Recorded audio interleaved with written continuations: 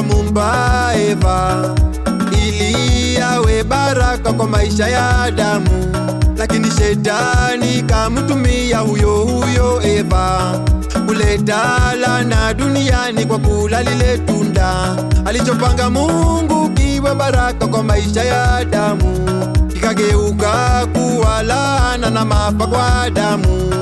Ndivyo hivyo tusipochunga, shetani atatumia baraka alizotupa Mungu kutuingiza dhambini.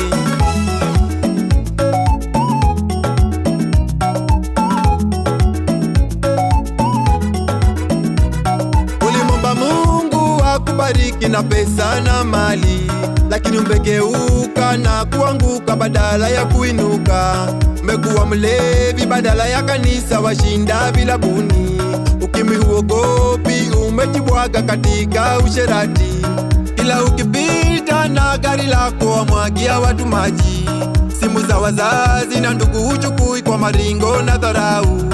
Ulimwomba Mungu akupe cheo, akajibu mpendwa, lakini cheo hicho kimekufanya wanguke mpendwa. Umekuwa mtu wa kupenda hongo na mfisadi, wanyanyasa wenzako kazini na kuwatesa, watumia mamlaka vibaya bila maadili, walala na watoto wadogo bila aibu. Ona mpendwa, baraka yako imegeuka laana. Uliyekuwa umeokoka, ona sasa umeanguka. Ona huonekani kwa maombi na kanisani tena. Yesu akuita urudi kwake, bado anakupenda.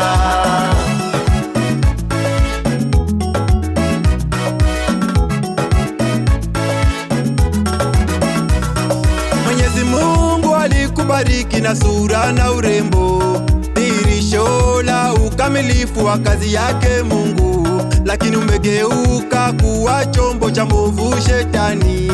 Usiku na mchana kazini bangi, shisha na ulevi. Kwenye mavazi wagopi kutembea nusu uchi, watumika na shetani kuangusha watu katika dhambi. Umefanya umalaya hadi katika mitandao.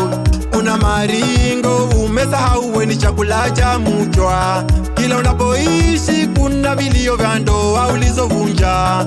Wachumbia watu waliowazidi wazazi wako umri. Umebandikwa jina mama mfio kwa mimba ulizoavya. Wengine nao umepotelea kwa usagaji.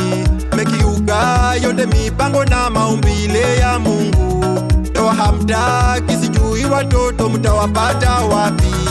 Ona mpendwa, baraka yako imegeuka laana. Uliyekuwa umeokoka, ona sasa umeanguka.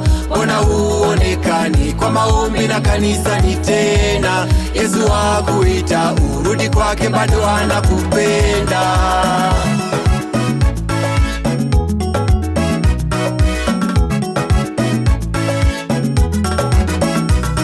Ulibarikiwa na simu ili kuboresha maisha, lakini leo simu imegeuka kuwa laana. Umesakamwa na uraibu wa pornografia. Umeanguka katika dhambi ya kupiga punyeto. Kwenye WhatsApp kazini umbea sio maendeleo. Toka kwa watoto hadi watumishi wa Mungu mnawasema. Shetani atumia vibonzo sana kuharibu watoto. Wanajifunza tabia mbaya zisizo na maadili. Kwa wanandoa simu ndo chanzo na chombo cha uzinzi. Wazinajisi hizo ndoa zao kwa mipango ya kando. Wametelekeza watoto wao waliowazaa, huku wazitunza vyema sana jamii za pembeni. Filamu siku hizi zinaeneza mambo ya kishetani, zimewapoteza vijana wengi pamoja na wazee. Kamari nayo imewapoteza watu wengi sana. Wamesakamwa na unyongavu na magonjwa ya moyo.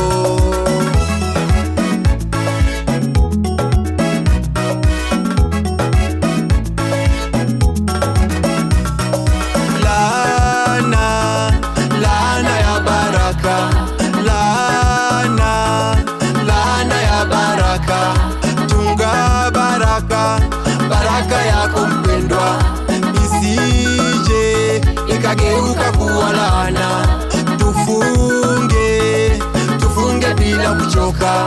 Tuombe, tuombe bila kukoma.